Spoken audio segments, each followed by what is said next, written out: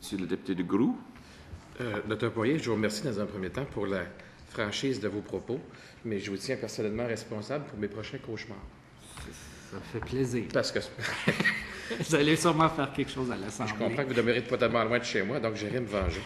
Mais dans les solutions pratico-quotidiennes que vous avez énumérées tout à l'heure, vous faites référence un peu aussi à la retraite à 65 ans.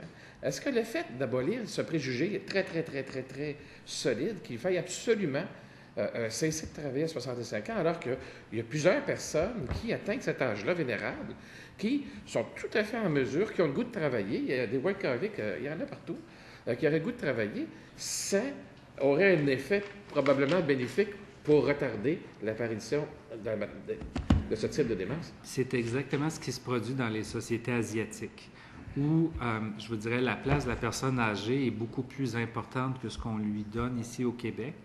La retraite n'a pas, ça a changé, il faut dire, là, depuis quelques années, mais la retraite n'était pas vue comme une fin. Et souvent, on permettait aux gens les plus productifs de continuer tant aussi longtemps que c'était justifié. Et dans ce contexte-là, on construisait. Et comme je vous expliquais, ça peut paraître bizarre, et ça date d'il y a à peine, je dirais, 5 à 7 ans. Il est clair maintenant que tout ce qu'on a attribué anciennement strictement comme des facteurs de risque des maladies cardiaques, l'hypertension, le cholestérol, toutes ces choses-là, sont devenus officiellement des facteurs de risque de démence et de maladie d'Alzheimer aujourd'hui. Ça expliquerait, entre autres, je vous donne un exemple bien concret, pourquoi il y a plus de femmes qui ont l'Alzheimer aujourd'hui qu'il y a d'hommes. Parce que les mêmes facteurs de risque, malheureusement chez les hommes qui n'ont pas l'estrogène qui est protecteur contre les maladies cardiaques, va faire mourir préférentiellement les hommes dans la quarantaine et la cinquantaine. Mais comme les mêmes risques de facteurs de risque associés au cardiaque sont des facteurs de risque à Alzheimer, bien, il y a une deuxième maladie qui les attend au détour à 70 ans. Et comme il y a plus de femmes qui vont avoir survécu la première vague, il y a plus de femmes qui vont avoir à vivre la deuxième.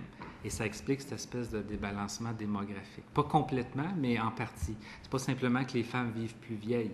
Elles ont survécu les premiers risques, mais un deuxième groupe de risques, ou le même dans le fond, mais il va avoir un effet beaucoup plus néfaste rendu à 60-70 ans. Mais je suis tout à fait d'accord avec vos propos. Si on peut garder notre population intellectuellement et physiquement plus active plus longtemps, on va déjà contribuer à retarder un bon paquet d'Alzheimer, je suis convaincu. Ne serait-ce que parce qu'on connaît de la démographie. Merci. Ça fait plaisir.